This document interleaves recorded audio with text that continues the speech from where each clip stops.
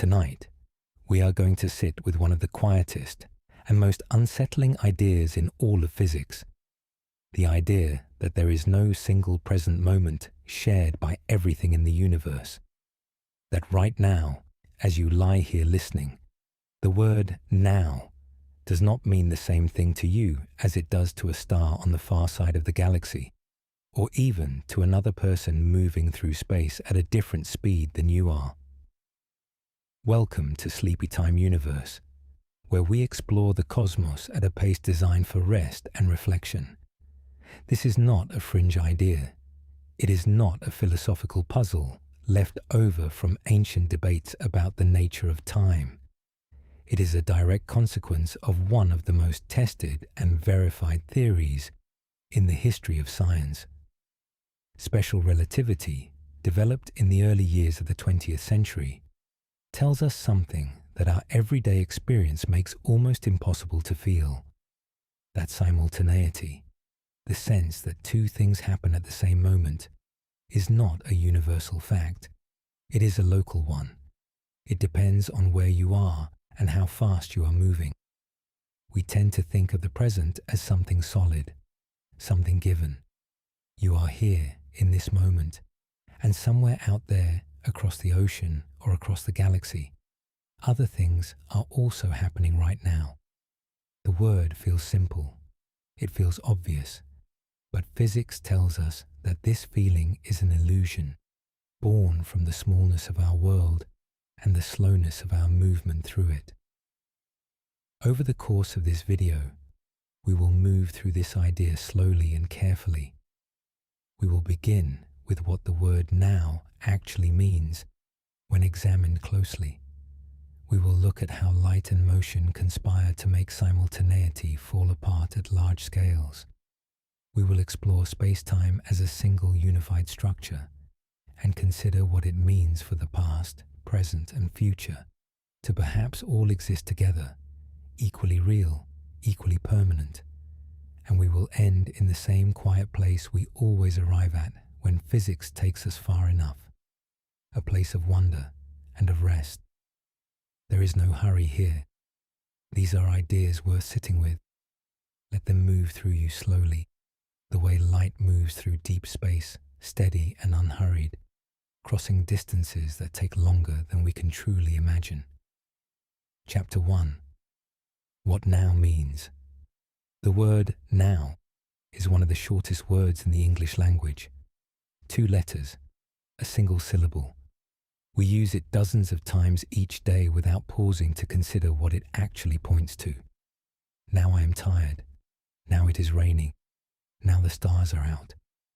The word feels so immediate, so self-evident, that questioning it seems almost unnecessary. And yet, when you press on it gently, when you ask what now actually means in any precise sense, it begins to loosen in ways that are difficult to stop. In everyday life, now works perfectly well.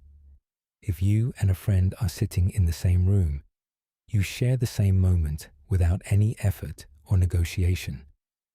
The clock on the wall ticks for both of you at the same rate. The light coming through the window reaches you both at effectively the same instant. Your bodies are moving at roughly the same speed through space, which is to say, not very fast at all relative to each other. In this setting, now is a shared and reliable thing. It holds together the way we expect it to. But this reliability is a product of proximity. It is a product of the fact that you and your friend are very close together, moving very slowly, in a universe where the distances between you are negligible compared to the distances over which the laws of physics begin to reveal their deeper structure. The moment you start to stretch those distances or increase those speeds, the shared now begins to fray. Think about what it means to say that something is happening right now on the other side of the Earth. You cannot see it directly. You cannot feel it. Any signal confirming that it is happening, a phone call, a message, a beam of light, takes time to reach you. For the Earth, these travel times are so small that we ignore them entirely. A phone call travels around the world in a fraction of a second. Light crosses the diameter of the Earth in less than 1/10 of a second. These delays are real, but they are so brief that they fall beneath the threshold of anything we would notice in ordinary life. Now stretch that distance outward. Consider the moon. Light takes approximately 1¼ seconds to travel from the moon to the Earth. When you look at the moon, you are not seeing it as it is now. You are seeing it as it was 1¼ seconds ago. That gap is small enough to feel trivial, but it is real. The moon you are looking at is already in the past by the time its light reaches your eyes. Move further out and the gap grows. Light from the sun takes approximately 8 minutes to reach us. When you watch a sunset, the sun you are seeing left the photosphere 8 minutes before you saw it. The sun as it exists right now, in whatever physical state it is currently in, is entirely invisible to you. You have no access to it. You can only receive what it sent 8 minutes ago, and you must wait 8 minutes for any information about its present condition to reach you. Continue outward, and the numbers become harder to hold. The nearest star beyond our Sun, Proxima Centauri, is approximately 4 light years away. The light reaching us from that star tonight left it 4 years ago. The star as it is right now is 4 years ahead of what we can see. The Andromeda Galaxy is approximately 2.5 million light years away. When you look at it on a clear night, you are looking at light that left it 2.5 million years before this moment. The galaxy you are seeing may have changed in ways we cannot yet know. This is not merely a problem of perception. It is not simply that we lack fast enough instruments to see the present state of distant things. It is that the present state of distant things, in any meaningful physical sense, is not accessible to us, and may not even be a well-defined concept. The universe does not come with a master clock that ticks the same for every point in space. There is no central timekeeper broadcasting the current moment to every corner of existence. Each region of space has its own local time, its own local present, and these locals do not automatically agree with one another. We tend not to feel this in daily life because we are surrounded by objects that are close enough and slow enough that the differences are immeasurably small. But the differences are there. Every object you can see is showing you its past, not its present.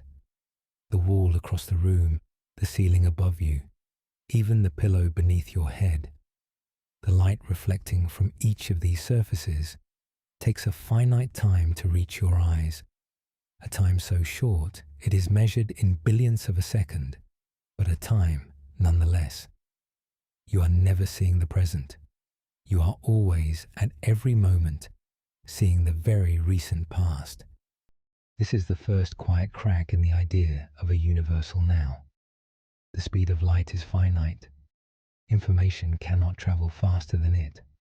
This means that every observation we make of a distant object is an observation of the past, and the gap between the past we are seeing and the present we are inhabiting grows with distance. At cosmic scales, that gap becomes enormous.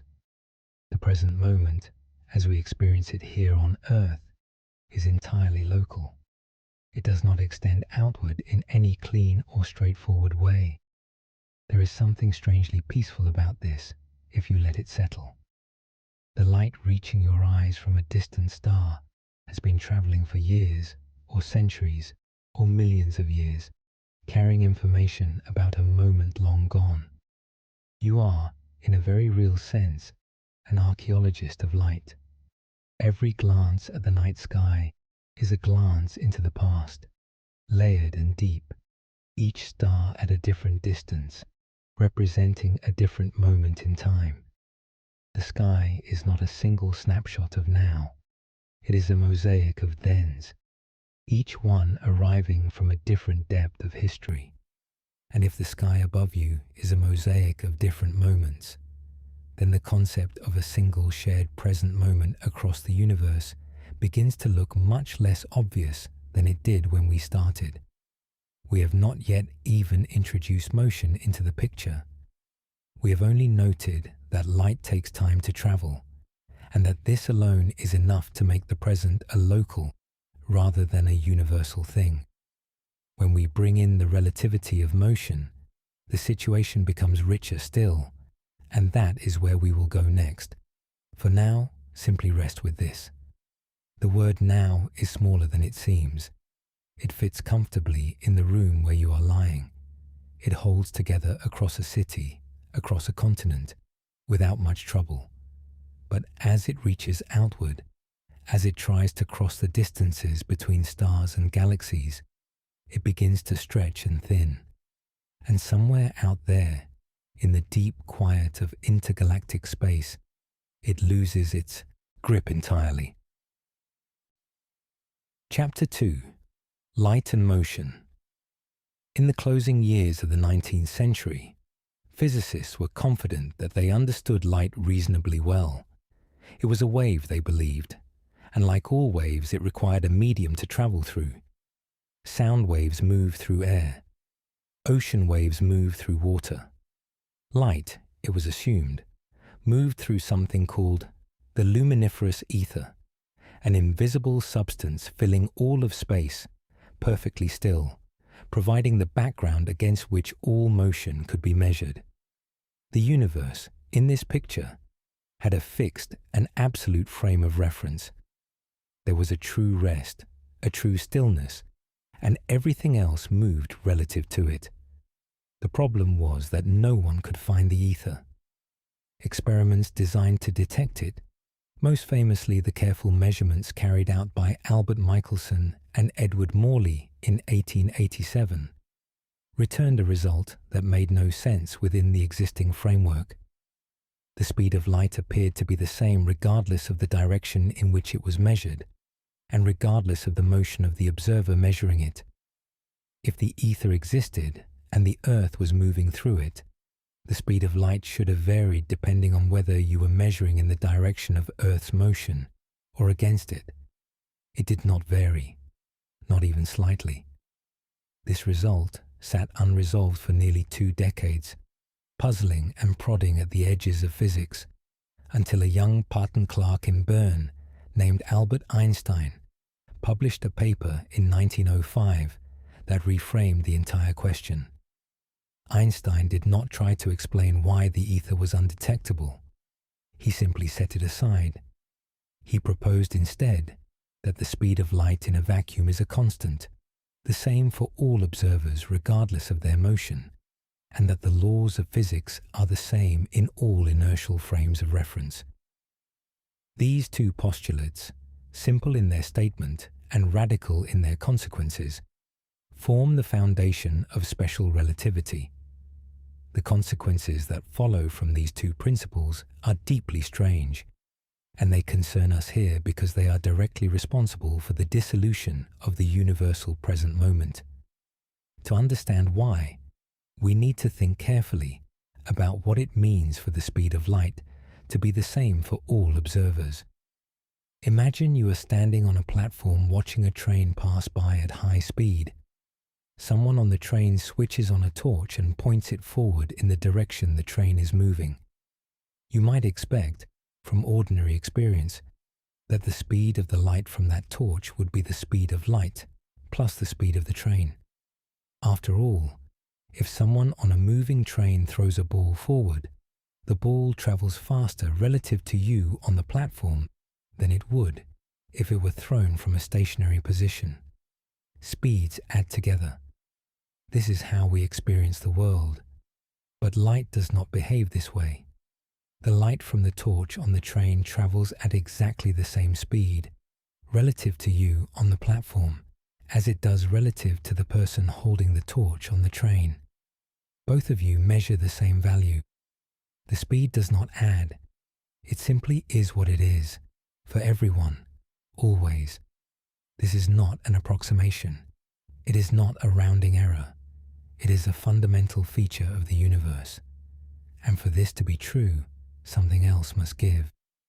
If the speed of light is fixed and unchanging for all observers, but those observers are moving relative to one another, then the things we thought were fixed, namely time and space themselves, must be the things that adjust.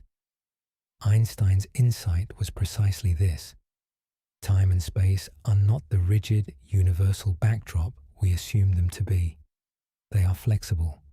They bend and stretch depending on the motion of the observer moving through them. This flexibility has two effects that are directly measurable and have been confirmed by experiment many times over. The first is time dilation. A clock that is moving relative to you ticks more slowly than a clock that is stationary relative to you.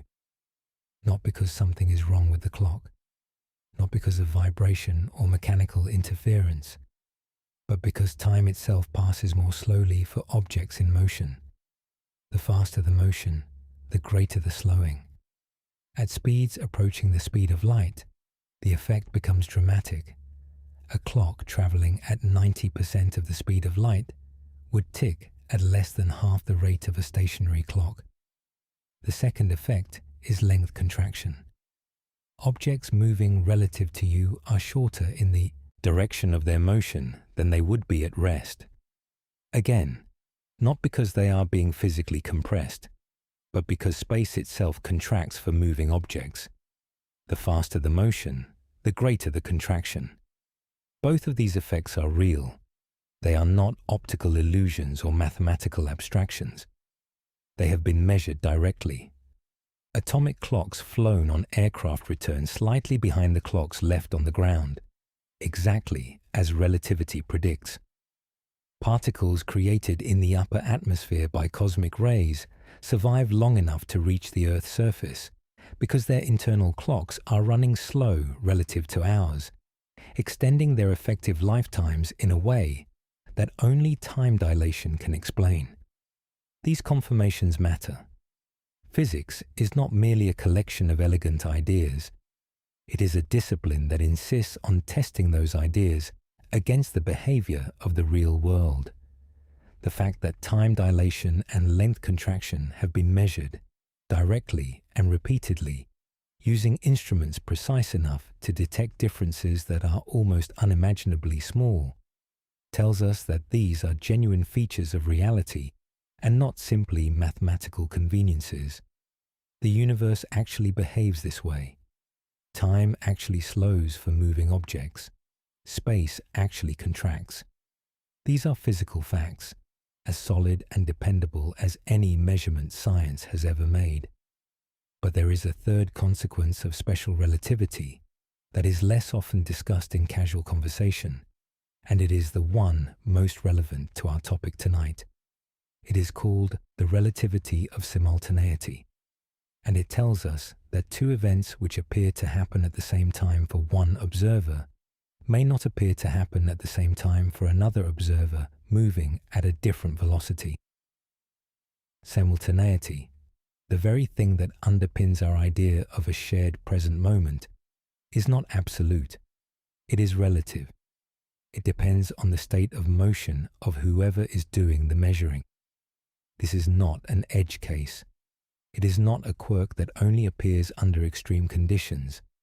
It is a direct and unavoidable consequence of the constancy of the speed of light. And it means that the present moment, the collection of all events happening right now across the universe, looks different depending on who is asking the question and how fast they are moving. We have arrived at the doorstep of the idea we are here to explore. The next chapter will take us through it carefully, with patience and without rushing. For now, let this settle. Light moves at a fixed speed for everyone. Time and space flex to make that possible. And in that flexing, the universal present begins to come apart. Chapter 3. Simultaneity. Explain to understand why simultaneity breaks down. We need to walk through it carefully and without rushing. The mathematics behind it is not complicated at its core, but the conclusion it leads to is so contrary to everyday experience that it helps to approach it from more than one direction.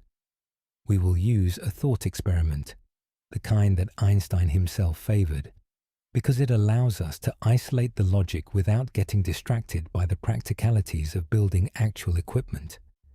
Imagine a long train carriage moving at a very high speed along a straight track. Somewhere in the exact middle of the carriage, there is a light source. At a precise moment, this light source emits a single flash. The flash travels outward in all directions from the center of the carriage. At both ends of the carriage, there are detectors that register when the light arrives. Now consider two observers. The first is a passenger sitting inside the carriage, exactly at the midpoint, right next to the light source. The second is a person standing on the platform outside, watching the train pass by. From the perspective of the passenger inside the carriage, everything is straightforward. The light leaves the center of the carriage and travels in both directions simultaneously. The front of the carriage and the back of the carriage are equal distances away from the source. The light takes the same amount of time to reach each end. Both detectors register the arrival of light at exactly the same moment. The two events are simultaneous. They happen at the same time. The passenger sees this clearly and has no reason to question it. Now consider the person standing on the platform. From their perspective, the train is moving. When the flash of light is emitted from the center of the carriage, the light travels outward at the same speed in both directions, because the speed of light is constant for all observers, including the person on the platform. But while the light is traveling, the train is also moving forward.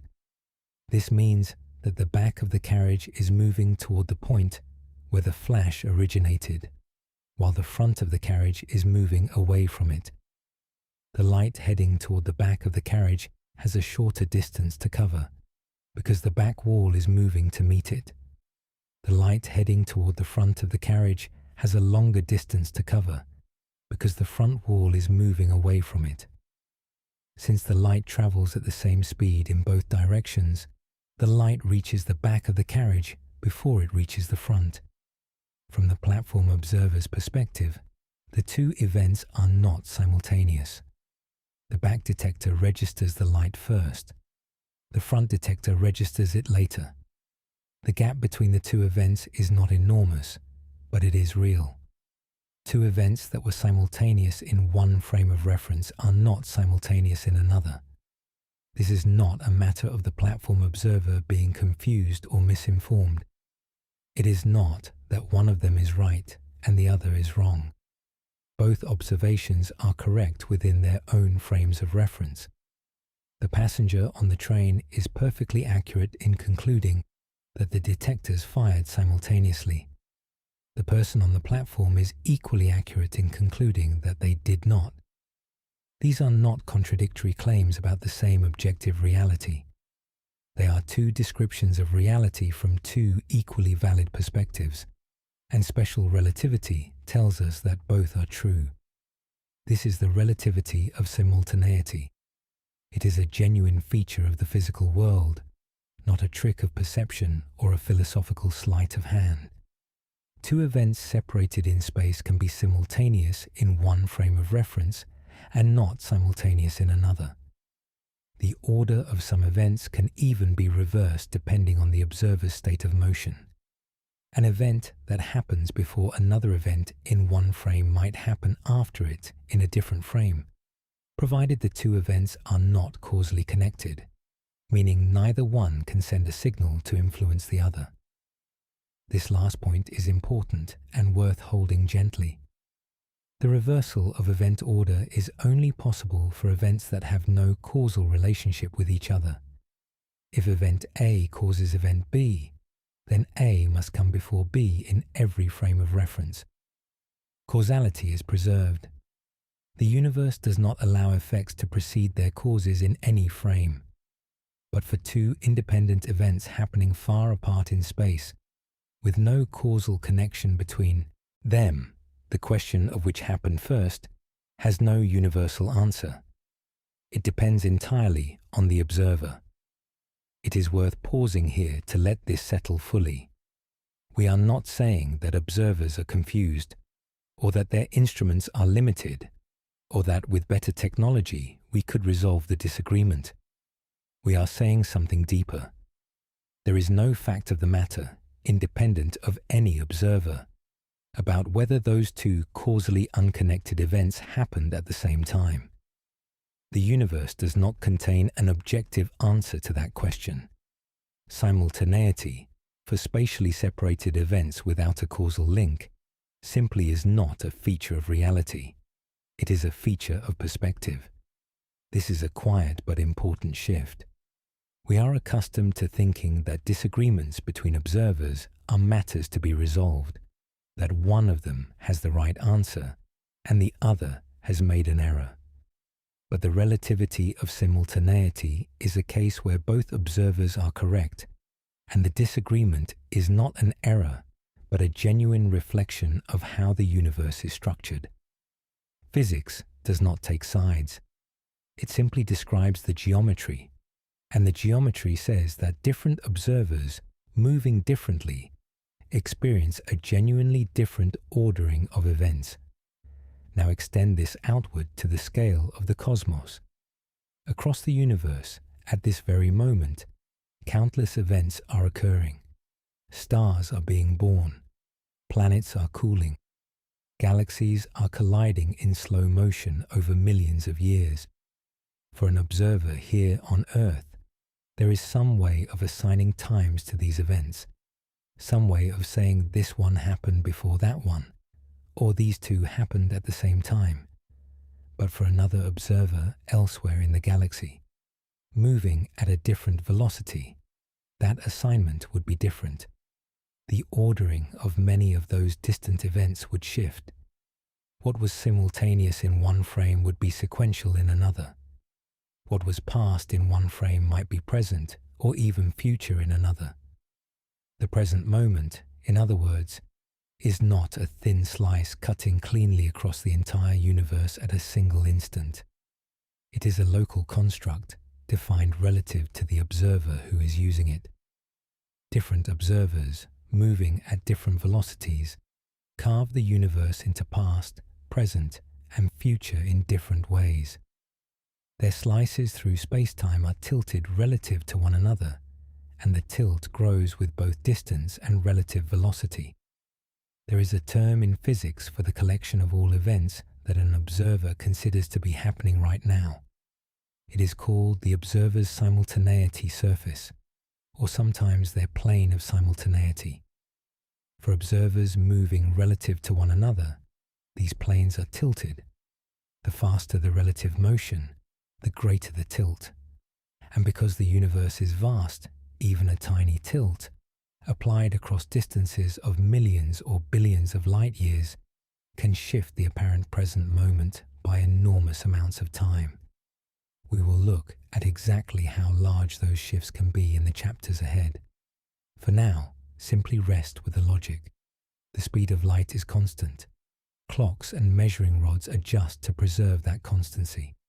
And in that adjustment, the shared present dissolves. Not dramatically, not all at once, but steadily and completely, the further out you reach. Chapter 4. 2 clocks, 2 nows. We have established that simultaneity is relative, that two observers moving at different velocities will disagree about whether two distant events happened at the same time. Now, we want to feel the scale of this disagreement. We want to move from the abstract logic of the train carriage to something more concrete, something that gives a sense of just how large the difference between two observers' present moments can become when the distances involved are truly cosmic. To do this, we return to our 2 clocks from the thumbnail. 2 antique clocks floating in deep space, separated by an enormous distance, each showing a different time. The image is not merely decorative, it is physically accurate. 2 clocks at different locations in the universe even if they were once perfectly synchronized, will over time come to show different readings if they have moved through space at different velocities, or if they have been exposed to different gravitational fields. And even setting aside the question of what the clocks read, the deeper issue is this: what event on one clock is simultaneous with what event on the other clock? The answer depends on who is asking. Let us set up the thought experiment carefully. Imagine observer A is here on Earth, or somewhere near it, moving at the ordinary speeds we associate with planets and spacecraft in our solar system. Observer B is far away, perhaps in another galaxy, and is moving at a significant fraction of the speed of light relative to observer A. Both observers are going about their business, measuring the universe around them, assigning times to events, constructing their own local version of the present moment. From observer A's perspective, the present moment is a horizontal slice through space-time. Everything on that slice is happening right now. Events below the slice are in the past. Events above it are in the future. This is the picture of the universe that feels natural and obvious to us. From observer B's perspective, the present moment is also a slice through space-time. But because observer B is moving at a high velocity relative to observer A, that slice is tilted. It cuts through space-time at a different angle. And because the universe is so large, even a small tilt in that angle, when extended across billions of light years, produces an enormous displacement in time. There is a calculation that physicists sometimes use to illustrate this, and the numbers are striking enough to be worth sitting with. If observer B is moving at a walking pace relative to observer A, roughly 5 kilometers per hour, and if we ask what event in the Andromeda Galaxy is simultaneous with this present moment from observer B's tilted perspective, the answer shifts by approximately 2.5 years compared to observer A's version of simultaneous. A walking pace, not a rocket, not a relativistic spacecraft. A gentle stroll, applied across the distance to the Andromeda Galaxy, shifts the present moment by 2.5 years. Increase the relative velocity and the shift grows. At the speeds of spacecraft in our solar system, tens of kilometers per second, the shift across galactic distances would be measured in thousands of years.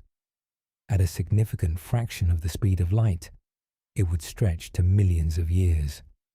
The present moment of a distant galaxy, as defined by a fast-moving observer, might land millions of years earlier or later than the present moment of the same galaxy, as defined by a slow-moving observer nearby. This is not a theoretical curiosity reserved for extreme scenarios. It is a direct consequence of the geometry of space-time, operating at all times for all observers.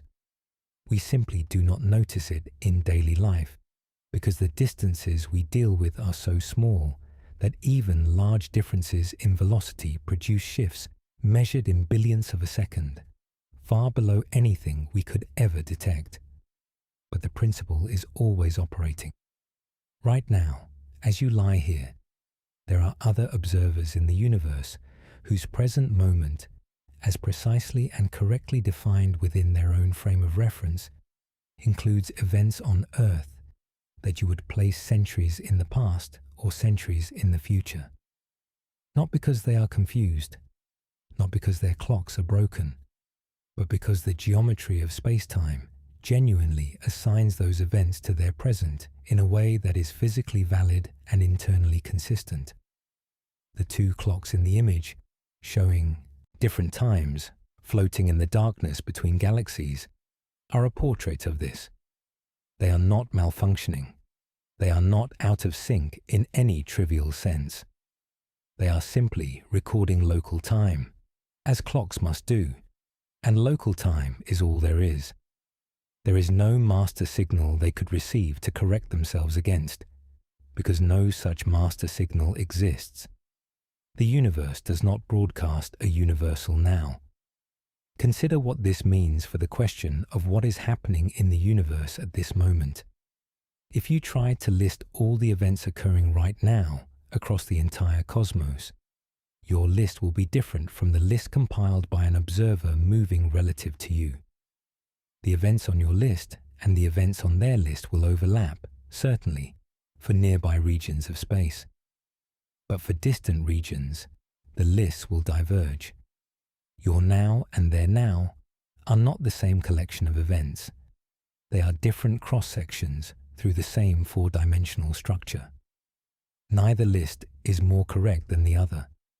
Neither observer has privileged access to the true present.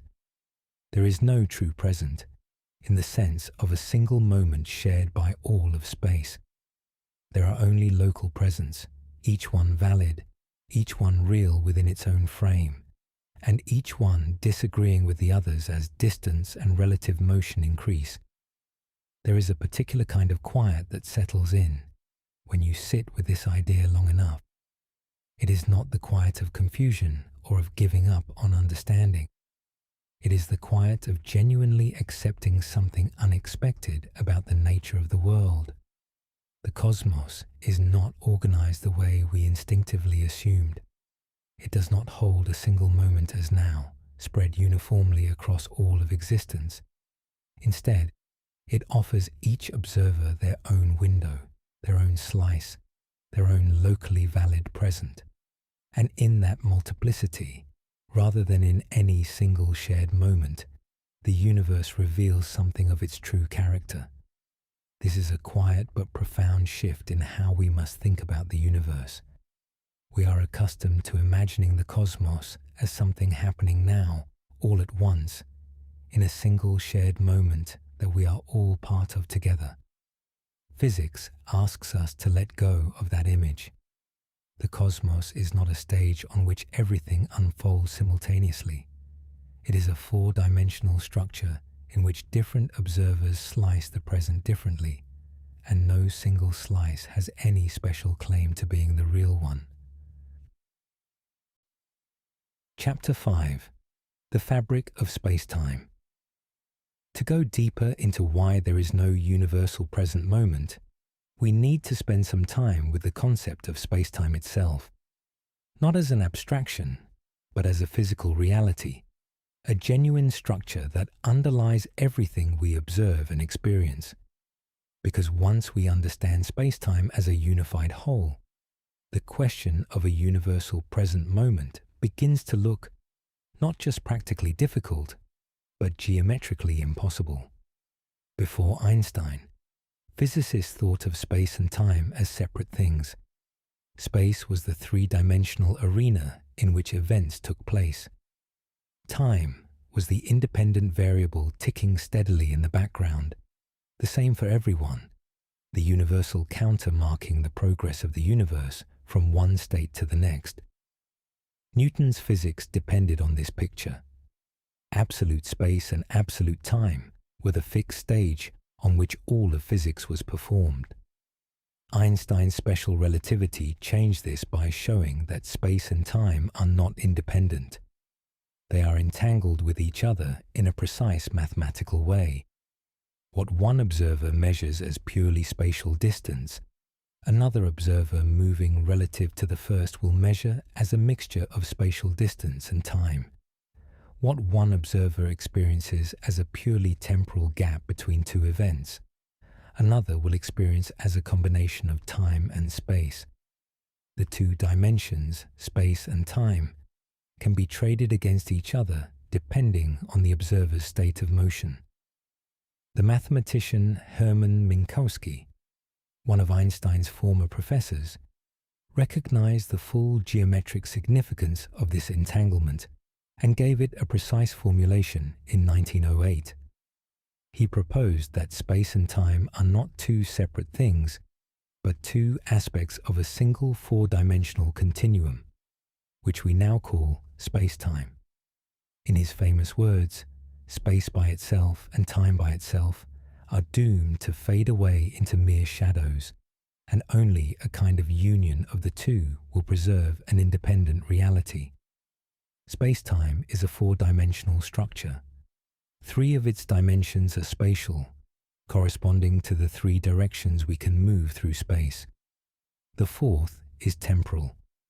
Every event in the universe, everything that happens at a particular place at a particular time, corresponds to a single point in this four-dimensional structure.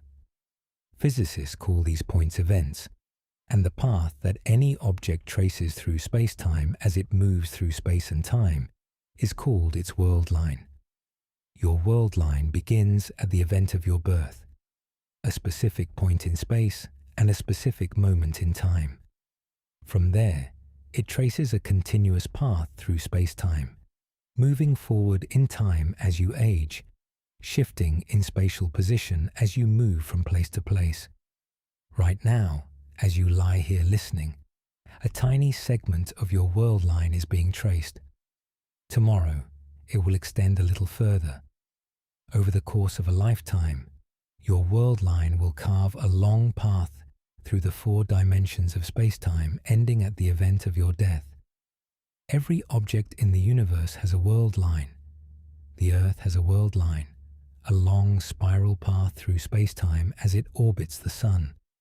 The Sun has a world line curving gently as it moves through the galaxy. Each star, each planet, each particle has its own path through the four-dimensional structure. These world lines do not begin and end at arbitrary moments. They follow continuously from the conditions that created them, shaped by the forces and fields they encounter along the way, tracing their individual paths through the geometry of space-time in the same patient and unbroken way that a river traces its path through a landscape. Now, here is the key point. In this four-dimensional picture, there is no special dimension called the present. The present is not a feature of space-time. It is a feature of observers within space-time. When we talk about the present moment, we are talking about a particular slice through the four-dimensional structure, a three-dimensional surface that we call our simultaneity surface or our plane of now. This slice is defined by the observer's state of motion. It is the set of all events that the observer considers to be happening at the same time as their current moment. Because different observers moving at different velocities define their simultaneity surfaces differently, these slices through space-time are tilted relative to one another. They cut through the four-dimensional structure at different angles. And because the universe extends across enormous distances in the spatial dimensions, a small difference in the angle of the slice translates to a large difference in which events are included in the present. Think of it this way. Imagine a loaf of bread representing the four-dimensional structure of space-time. The length of the loaf represents time. The width represents space. If you slice the loaf perfectly horizontally, you get a flat cross-section, a slice that represents a single moment in time across all of space. This is what a universal present moment would look like if it existed. But now imagine two people slicing the same loaf at slightly different angles. Each person gets a valid slice. Each slice is a real cross-section of the loaf. But the slices are different. They include different parts of the loaf at their centers, and they diverge more and more toward the edges. The further out you go from the center, the more the two slices differ in which part of the loaf they include. This is precisely the situation with simultaneity in a relativistic universe. Each observer slices space-time at the angle dictated by their velocity. Near the observer, the slices are nearly identical. But at cosmic distances, even a small difference in the slicing angle produces a large difference in which events are considered present. There is no preferred slicing. There is no correct angle. The loaf of space-time simply exists, all of it, all at once, as a four-dimensional structure. The slicing is something observers impose on it from within. And since different observers impose different slicings, there is no single present moment that corresponds to the structure itself.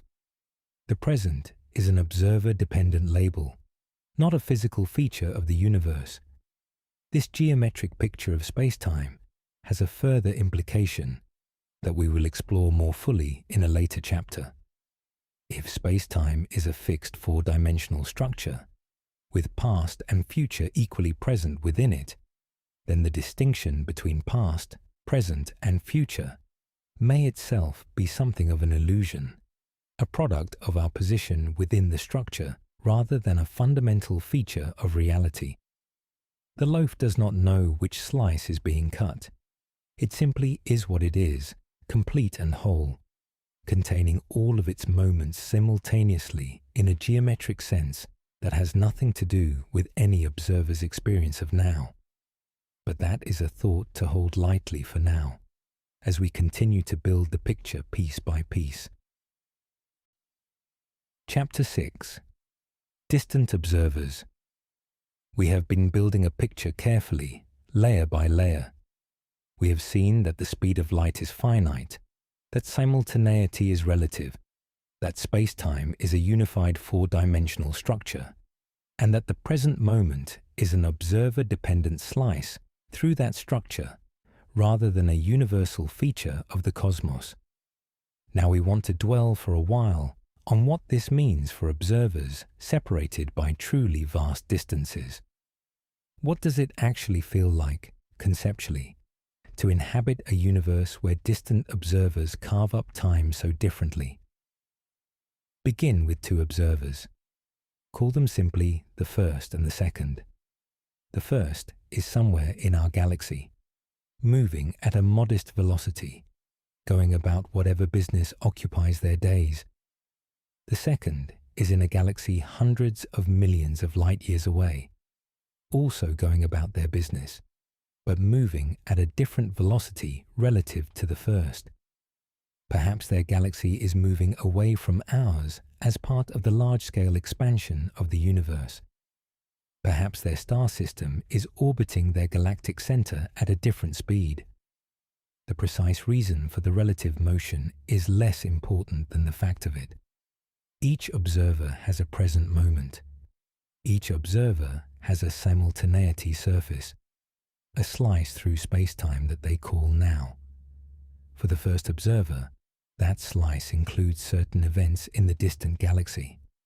For the second observer, that slice includes certain events in our galaxy.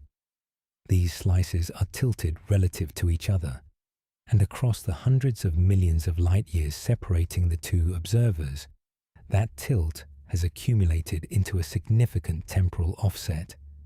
Here is the striking thing. Neither observer can see the other's present moment directly. The first observer, looking toward the distant galaxy, sees light that left it hundreds of millions of years ago. The second observer, looking toward our galaxy, sees light that left it hundreds of millions of years ago. They are each observing the other's deep past, not the other's present, and the present they each assign to the other, the moment they calculate to be simultaneous with their own now, is not something either of them can directly observe. It is an inference derived from their knowledge of the speed of light, the distance involved, and their own state of motion.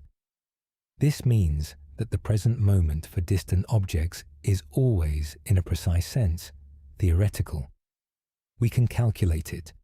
We can reason about it carefully and consistently, but we cannot observe it directly. The present of a distant galaxy is not something we can see. We can only see its past. The present exists within the framework of any given observer's reference frame, as a calculated position on the timeline of the distant object.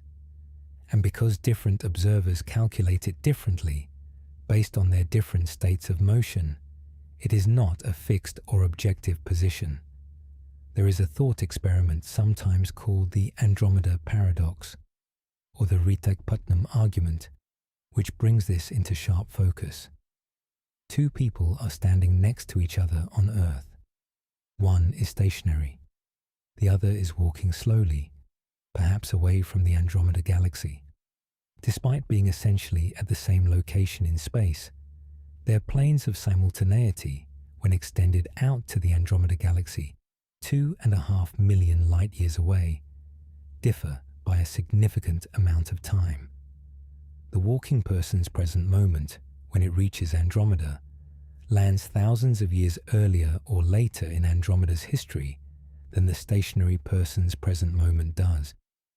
Two people standing side by side, one walking, one still, and yet their nows extended to a distant galaxy land on entirely different moments in that galaxy's history. One person's present corresponds to an era in Andromeda's past that the other person would call the future. If there are civilizations in Andromeda, one person's now might coincide with an era before those civilizations arose, while the other person's now coincides with an era long after they have passed away. And both assignments of present are equally valid, equally real within their own reference frames. This is not a paradox in the sense of a logical contradiction. It is simply a demonstration of how thoroughly the concept of a universal present breaks down at cosmic distances. The two people on Earth are not disagreeing about facts. They are simply using the word now to refer to different slices through space-time, and both slices are genuine. What this also tells us is that the question of what is happening right now in a distant galaxy is not a question with a single correct answer. It is a question that only makes sense once you specify the observer asking it.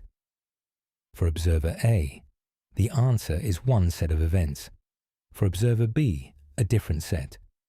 The universe does not adjudicate between them. It simply contains all the events, laid out in 4 dimensions, and allows each observer to define their own present as they move through it. There is a certain quiet depth in this picture when you allow yourself to inhabit it fully. Every observer is, in a sense, enclosed in their own temporal perspective. They can communicate with distant observers, exchange signals, compare notes across the void. But their present moments will never coincide at large distances.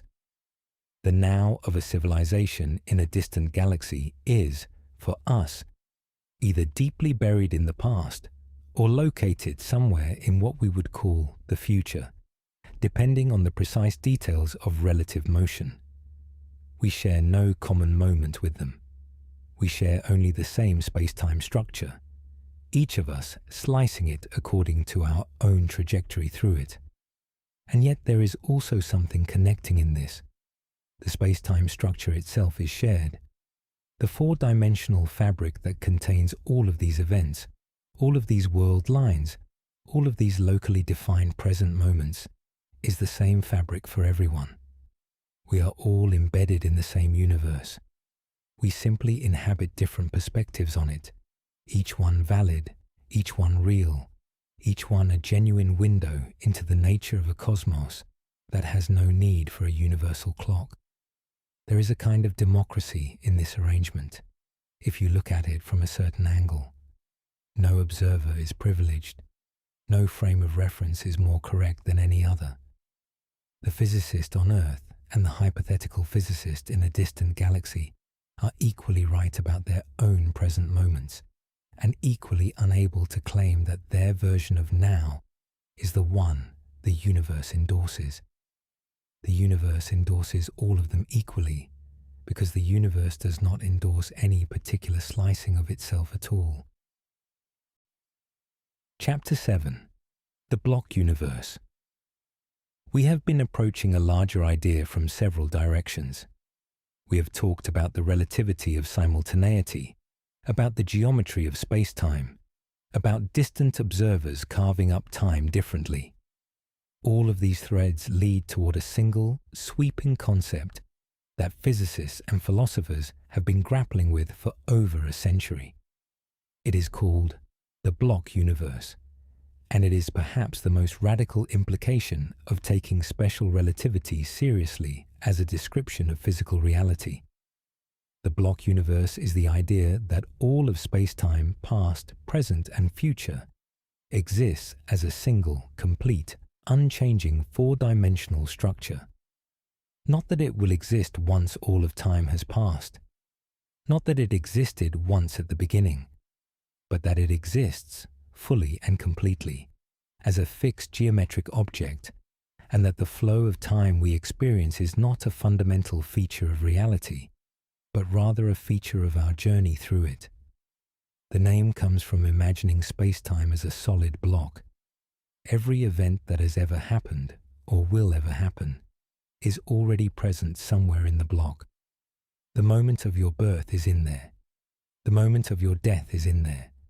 The formation of the sun, 5 billion years ago, is in there. The eventual cooling and darkening of the last stars, trillions of years from now, is in there. The block contains all of it simultaneously, in the sense that all of it simply is as a geometric fact, without any part of it being more or less real than any other part. In this picture, the present moment is not a special region of the block. It is simply where you are in it. Just as there is nothing objectively special about your current location in space, there is nothing objectively special about your current location in time. You are here, now, in this particular moment, for the same reason you are here, at this particular place in space. It is where your world line happens to be passing through at this point in your journey, through the four-dimensional structure. The flow of time, the sense that the present is moving, that the future is approaching and the past is receding, is, in the block universe picture, a feature of consciousness rather than a feature of physics. We experience time as flowing because we are embedded within it, moving along our world lines from one moment to the next, accumulating memories of the past, anticipating the future, always located at a specific position in the block and unable to observe the rest of it directly. This is a deeply counterintuitive idea. It feels as though the present moment is real in a way that the past and future are not. The past is gone. The future has not yet arrived. Only the present exists. Only now has substance. This intuition is so strong and so universal that it forms the bedrock of how we organize our lives and our sense of self. But relativity challenges it directly. If the present moment is observer-dependent, if different observers carve the block into past, present, and future in different ways, then the present cannot be a fundamental division within the block itself. The block does not have a built-in now. It has a built-in geometry, a four-dimensional structure governed by the laws of physics, and observers within it impose their own present onto it based on their state of motion. Different observers impose different presents. The block itself simply is. There are philosophers and physicists who resist the block universe interpretation. They argue that it makes the flow of time an illusion in a way that is too radical, that it conflicts with our direct experience of temporal passage in a way that should make us suspicious of the interpretation rather than of the experience. They propose alternatives, such as the growing block universe, in which the past and present are real, but the future is genuinely open, not yet determined and not yet part of the structure. Or the moving spotlight theory, in which all of time exists, but there is a genuine present that moves forward through it, picking out which events are actually occurring now. Each of these interpretations has its own difficulties, and physicists have not reached a consensus on which picture of time is correct at the deepest level. The question of whether the future is real in the same sense as the past and present is not settled. It may not be settable with the tools we currently have. What remains is a genuine openness at the heart of our understanding of time, a place where physics and philosophy sit together without a clean resolution, each offering partial light, but no final answer. What is settled, or as settled as anything in fundamental physics can be, is that the relativity of simultaneity is real, that there is no single observer-independent present moment, that the division of space-time into past, present, and future is not a built-in feature of the universe, but a perspective imposed by observers within it. Whatever interpretation of time we ultimately prefer, this much cannot be avoided. The block universe is, in many ways, a deeply restful image, if you can make peace with it. It suggests that nothing is truly lost. The past does not disappear. It remains, fixed and permanent, in the four-dimensional structure of space-time. Every moment you have ever experienced is still there, a geometric fact, unchanging and real. The people you have known, the days that have passed, the quiet evenings and the ordinary mornings, all of it persists in the block, as real as the present moment you are inhabiting now. Whether this is a comfort or a challenge depends on the temperament with which you approach it. Tonight, it can simply be an image to rest with, a universe that contains all of its moments equally, that does not discard the past or withhold the future, that simply exists as a complete and finished structure, of which we are each exploring a small and moving part. Chapter 8. What Physics Says. Exists, we have been moving through increasingly abstract territory. The block universe, the geometry of space-time, the observer dependence of the present. These are large ideas, and they can begin to feel untethered from the physical world if we spend too long in purely conceptual space. So in this chapter, we want to bring things back to what physics actually says, with some care and precision, about what exists and when. The question of what exists is, at first glance, a philosophical one. Existence seems like something we ought to be able to simply observe.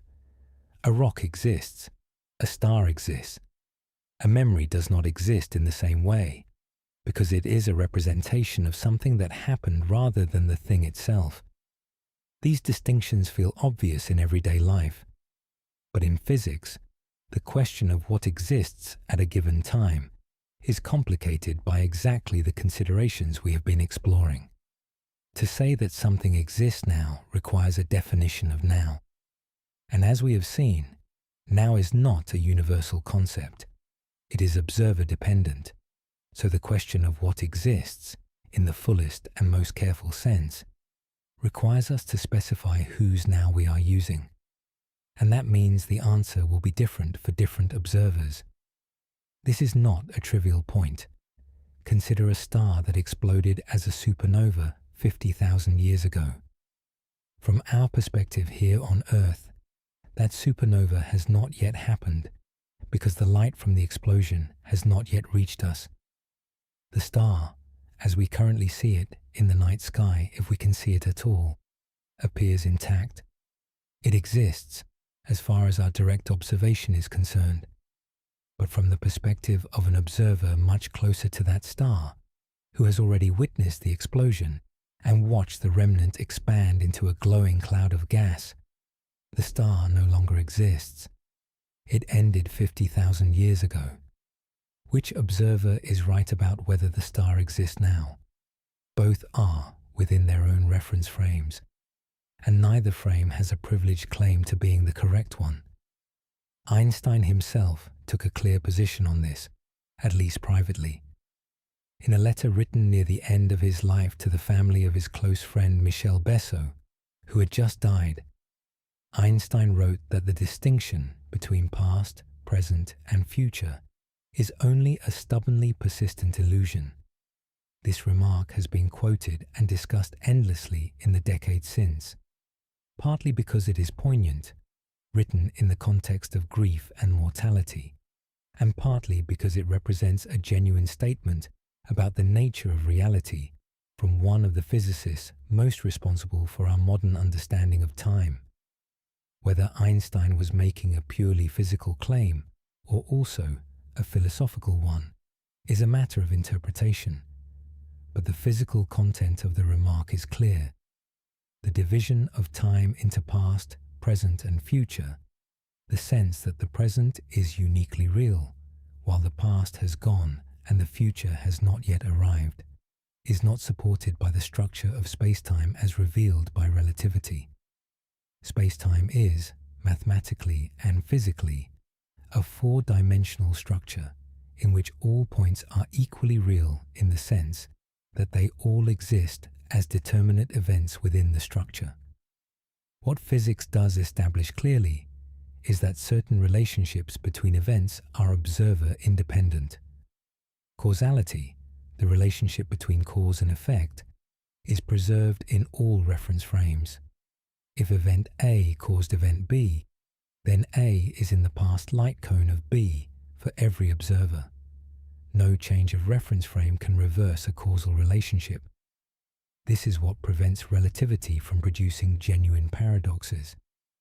Causality is the fixed backbone of the structure, the thing that holds consistently regardless of how observers slice the spacetime block.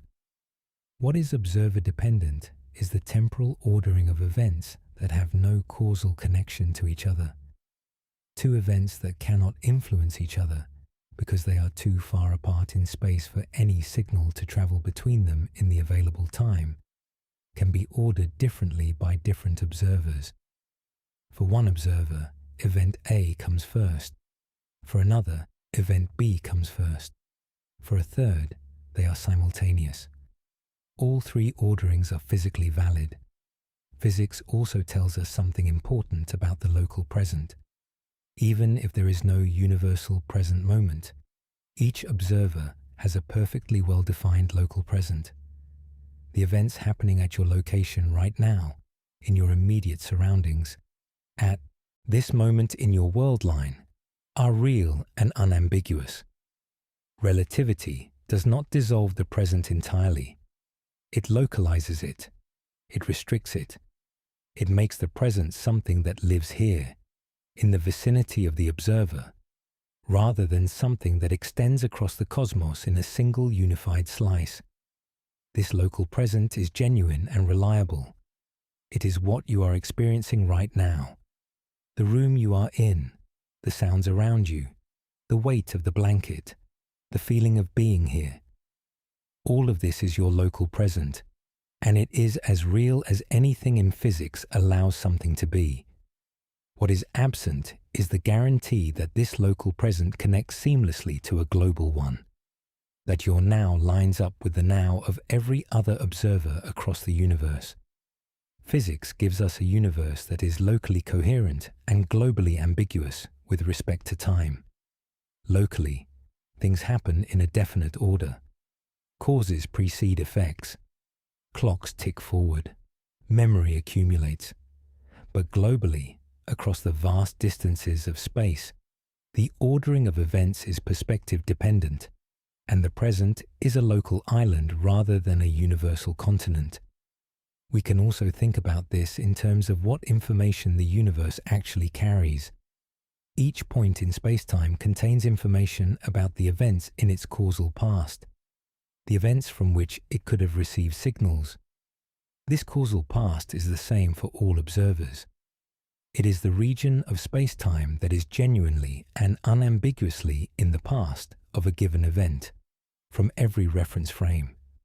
Outside this region, in the parts of spacetime that are neither clearly past nor clearly future, the ordering is ambiguous and observer-dependent. This ambiguous region is precisely where the relativity of simultaneity operates, and it grows larger as we consider events more widely separated in space.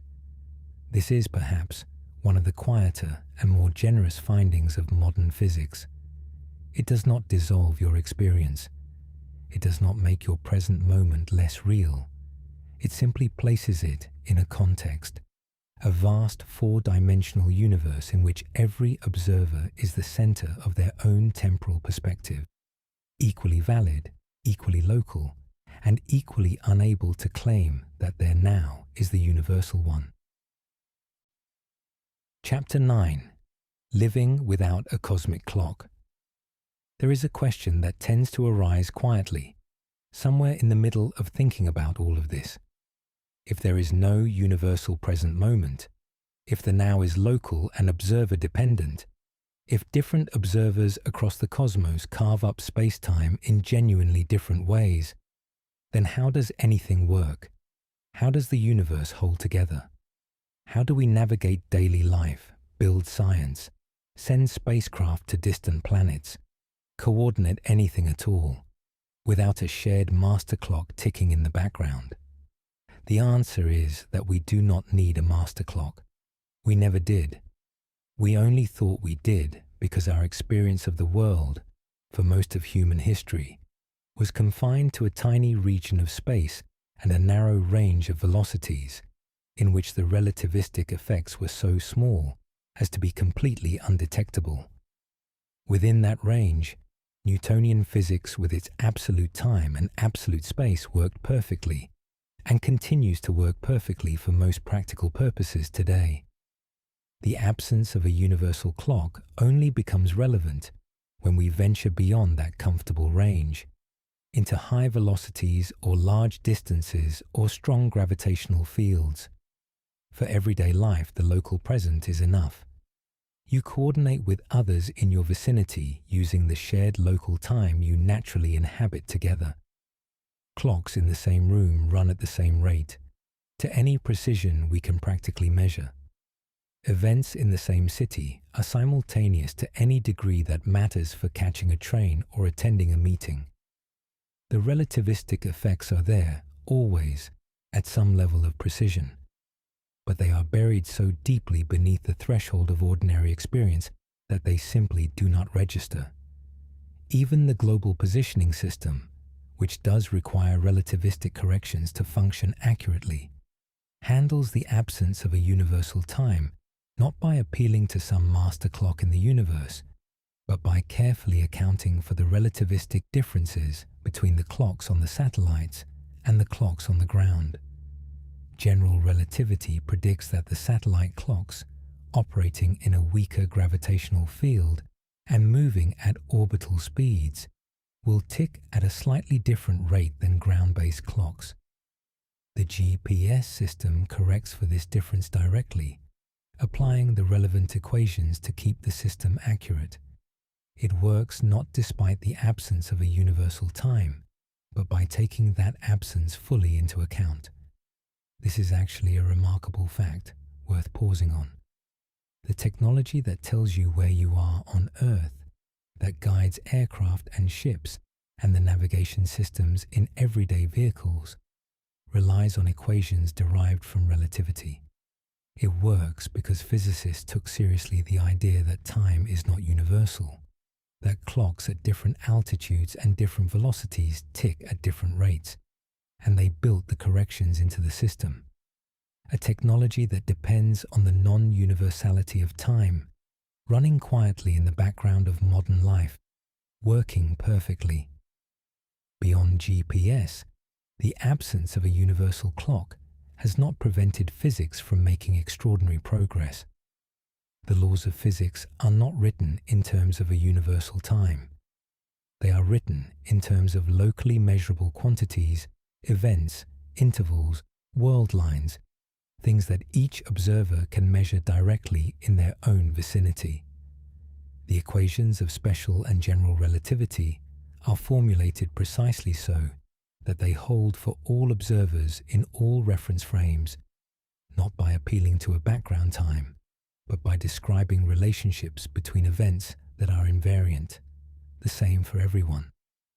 The space-time interval, for example, is a quantity that combines spatial distance and temporal separation in a way that is the same for all observers regardless of their motion.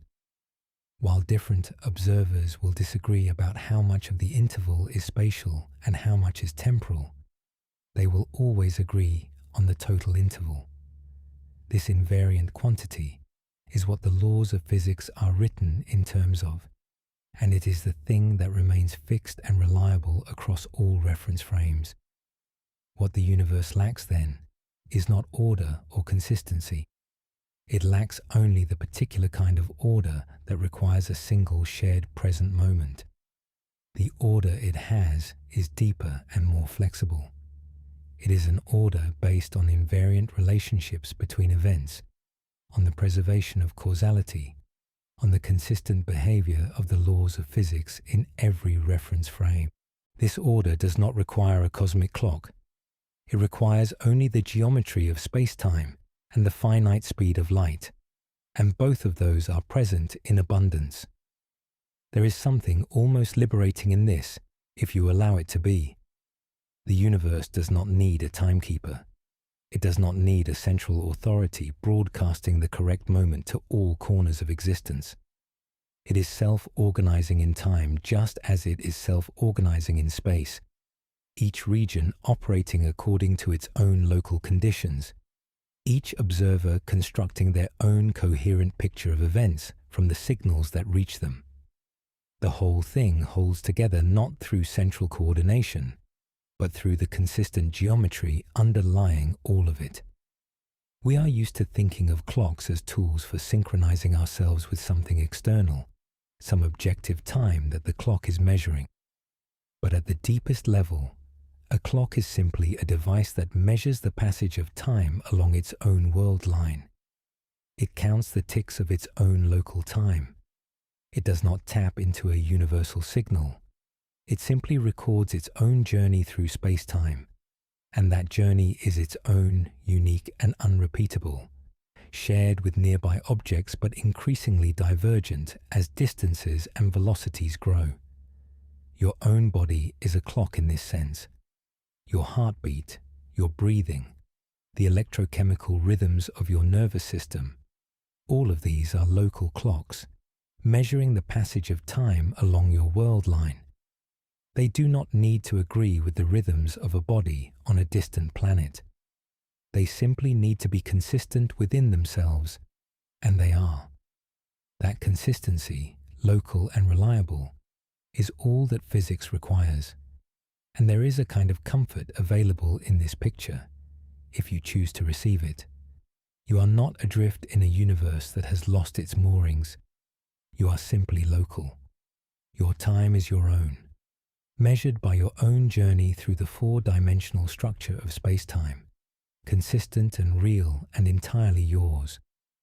The cosmos takes care of the rest, holding all of its observers within the same geometry, the same physical laws, the same causal fabric, even as each one traces their own unique path through the whole. Chapter 10. A Universe Without Agreement. We have come a long way through the night. We began with a simple word now, and pressed on it until it began to give way. We followed the thread through the finite speed of light, through the relativity of simultaneity, through the geometry of space-time and the block universe picture, through what physics actually says about existence and time. And we arrive here, in the final chapter, at the place where all of these threads come together into something quiet and whole. The universe does not agree with itself about what time it is. This is not a failure of the universe.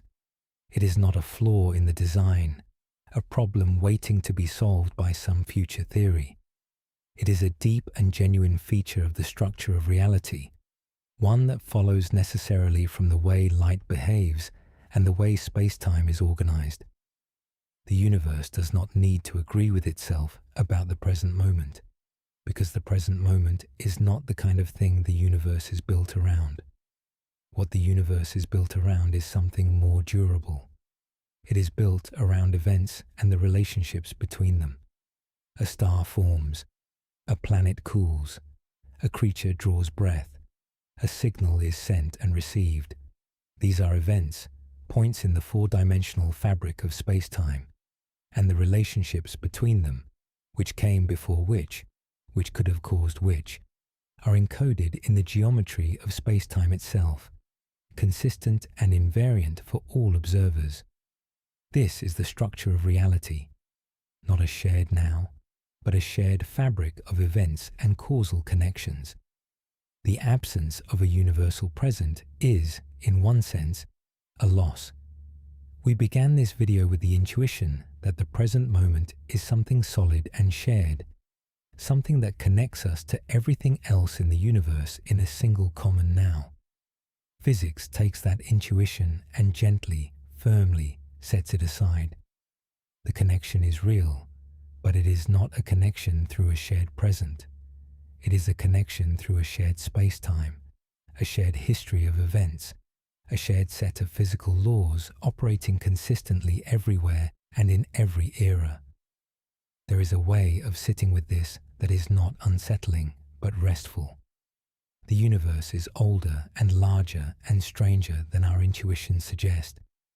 It does not organize itself around any single observer's perspective. It does not need to. Every observer, from every position, moving at every velocity, has a valid and coherent experience of time. Each one is genuinely present in their own now. Each one has access to the local reality around them with perfect clarity and consistency. What no one has is a view from outside the whole, a perspective that encompasses all of space-time at once and declares which slice of it is the real present. Perhaps that is fitting. Perhaps the universe is precisely as large and as indifferent to our need for a cosmic anchor as it needs to be. It offers us something better than a universal clock. It offers us the full four-dimensional structure of space-time, within which every moment that has ever occurred is, in a precise physical sense, still there. The light from those moments is still traveling through space. The geometry of those events is still encoded in the fabric of space-time. Nothing is truly erased. Nothing is truly gone. Think about the light reaching us tonight from distant stars. Some of that light has been traveling for millions of years. It left its source long before the Earth existed, long before the sun had finished forming. It has been crossing the darkness of intergalactic space, undisturbed, carrying information about a moment so remote in our past that we have no other access to it. And tonight it reaches your atmosphere, passes through the sky, and if you were outside and looking up, it would enter your eye and register as a faint point of light. That light is a message from a moment that no longer exists in our local time, but has never ceased to exist in the space-time structure. It is a genuine piece of the past, still present in the universe as a traveling disturbance in the electromagnetic field, faithfully carrying its information forward through a cosmos that has changed beyond recognition since the moment of its emission. The universe is full of such messages. It is, in a sense, made of them. Every interaction between particles is a local exchange of information, a signal sent and received, a causal connection woven into the fabric of space-time. The whole vast structure is threaded through with these connections, each one local, each one precise, each one adding to the coherent geometry that holds everything together without requiring a single master clock. We live in one small corner of this structure, on a planet circling an ordinary star in an ordinary galaxy, moving through space at ordinary speeds that make the relativistic effects on our daily lives nearly imperceptible. Our local present is stable and consistent and feels universal because, within the range of our experience, it very nearly is. The sky above us looks like a snapshot of now, even though it is really a mosaic of different depths of time. The world around us feels synchronized, even though every object in it is following its own world line through space-time at its own local rate. There is a quiet kind of wonder available here, if you allow it to arrive slowly. Not the sharp wonder of a sudden revelation, but the gentler wonder of a picture that has been filling in, piece by piece, over the course of a long and unhurried night. A universe without a universal clock, is not a universe that has lost something essential. It is a universe that turns out to be richer and more intricate than the simpler picture we started with. It is a universe in which time is not a backdrop, but a dimension, not a universal river, but a local one, flowing at different rates along different paths through a four-dimensional landscape that contains all of its moments with equal permanence. This is the universe as physics describes it. Not a stage with a single clock, but a four-dimensional fabric woven from events and their relationships, explored from the inside by observers who each carry their own present with them like a lantern, illuminating the immediate vicinity, while the rest of the structure extends outward in every direction, past and future equally real, equally permanent, equally present in the only sense that ultimately matters. There is no universal present moment, and in that absence there is a kind of quiet freedom. We are each, in our own locality, genuinely here, genuinely now. The universe does not need to confirm it. The geometry already knows. If this was a good companion tonight, a like or a subscribe helps other curious minds find their way here.